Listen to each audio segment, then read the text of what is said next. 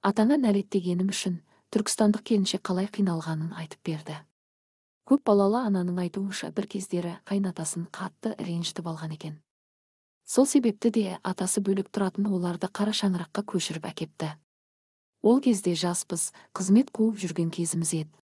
Отағасы инженер болған соң қайда жұмсалса, сонда кетеміз. Үйленген соң ата-енемнің қолында тұрып та үлгермеді. Сөйтіп көшіп қонып жүргенде 3 баламыз дүниеге келіп үлгерді. Бірінен соң бірі туған 3 ұлдың күтімі оңай емес. Кішісі тіпті мазасыз болатын. Сол жылдары кезекті демалыста қара шаңыраққа қыдырып барып бір аптадай жатып қайтатын болдық. Ол үйдегі қайнымның 4 баласына қосылып, ата-әженің өбектегеніне тез үйренген балалар анасын тыңдаушы ма еді. Онсыз да жүйкем жұғарып жүрген. Үлкенім айтқанымды тыңдамай қырсығатын әдет шығарыпты. Түс кезі болатын. Үйдегілердің барлығы шілденің ыстығында салқын бөлмеге кіріп демалып жатыр. Менің ғана балаларым айғай-шу салып жатқан. Үлкен екеуін желкелеп апарып үйдің артында жұмсақ жерінен шапалақпен шартылдатып алдым. Аузымнан ашуланған соң атаңа нәлеттер ай деген сөзде шығып кетіпті. Тап сол уақытта бақша жақтан келе жатқан атамды көріп қысылып қалдым. Ол да маған тіксініп қарап қалған екен. Шынымды айтсам, мен бұл сөзге соған дейін мүлде мән бермеген екенмін. Несін жасырамын, бала күнімнен шешемнен естіп өскен сөз. Бірақ сол күннен бастап іштей анама ренжідім. Неге ол сөзді парқына жетпей, ашуланғанда бізге айтты екен? Неге құлағымыз арқылы санамызға, одан тілімізге сіңдіріп жібергенін ойламады ма, оғанда тәйт дейтін жанның болмағаны ма? Содан кейін ол жан қара шаңырақта қалатын болып шешіліпті. Айтуынша, тап сол күні атасы отбасын жинап, қолдағы кіші баласын еншісін беріп шығарып салып, инженер ұлына шаңыраққа ие болатынын айтқан. Әулетте атамызға қарсы келетін ешкім жоқ, тіпті одан үлкендер болса да, шалдың баласы деп ешкім бала күннен қарсы келмеген екен. Балалары атам сөйлесе мүлде жақ ашпайды.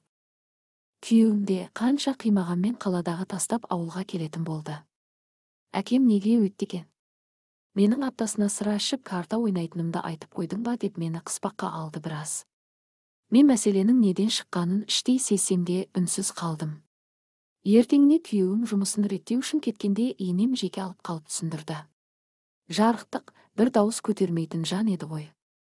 Өз балаңның болашағына нәлет тілегінің не?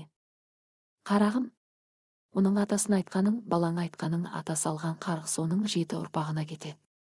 Атаңа нәлет деген, лағынет жаусын деген сөз. Қалай айтасың мұндай сөзді, атаңды ренжіттің, сол қатең үшін сендерді қолда қалдырды деп сабырмен түсіндірді. Мен алдында жылап отырдым.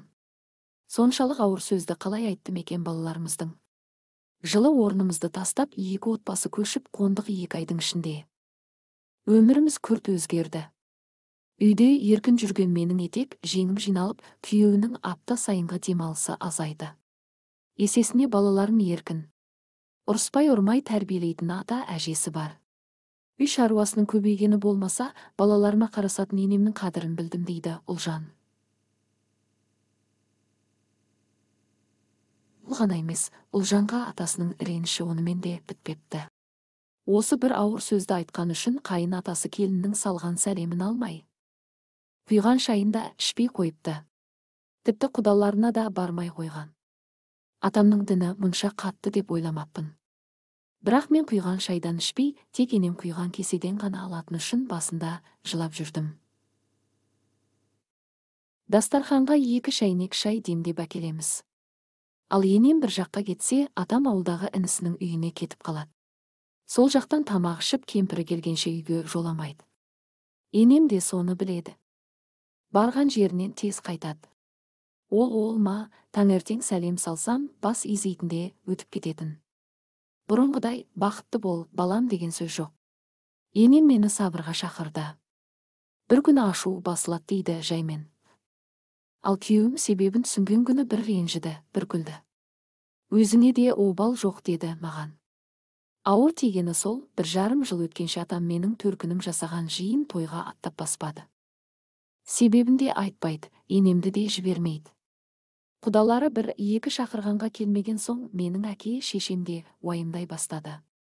Құданы ренжітіп қойдық па, әлде бірдеңе болды ма дей берген соң сөйлесуден де қаша бере дегенсің. Не керек, 1,5 жыл уақыт бойы бір сөз үшін атам мені осылай жазалады. Бір күні тұрып отбасы мүшесінің біреуі сені елемеген кейіп танытса, сен құйған шайды ішпей қинаса, жаман болады екенсің. 4-ші ұлымды дүниеге әкеліп 40-нан шыққан күні атасы: келін, енді ұрпағыма жаман сөз айтпа, ауыры бүгін маған тисе, ертең өзіңе тиеді. Кешірдім дегенде жылап жібердім. Ал енді қалаған жақтарына кете берсеңдер болады деген. Мен кетпедім. Күйеуімнің үйренген ортасына барғысақ келді, бірақ мен атам мен енемді, оған үйренген балаларымды қимады. Дауыс көтермей, бір ақырет айтып жетеңе жеткізе білетін ондай адамдар жоқ шығар қазір. Бар болса да аз дейді. Бүгінде 6 баланы тәрбиелеп жеткізіп отырған Ұлжан содан қайтып балаларына ауыр сөз айтпақ, тұрмақ енесі сияқты дауыста көтермеуді үйреніпті. Баланы осылай айғайсызда тәрбиелеуге болатынын білсемші. Бұрын айқай салғанша тыңдамайтын бұзықтар мен сабырлы болған сайын елгезек бола бастады. Бәрі атам мен енемнің берген тәрбиесі. Қолымызда 10 жыл тұрғаны өкінішті. Ауырмай, сырқамай 71 жасқа толғанда, бірақ күнде атам, артынан 3 айдан соң енем кете барды келмеске. Ұзақ жасағанда ғой, шіркін деп көңілі босады. Ұлжанның енді балаларға сол кісідей тәрбие бере алар ма екенбіз? Еп уайымдайды ол.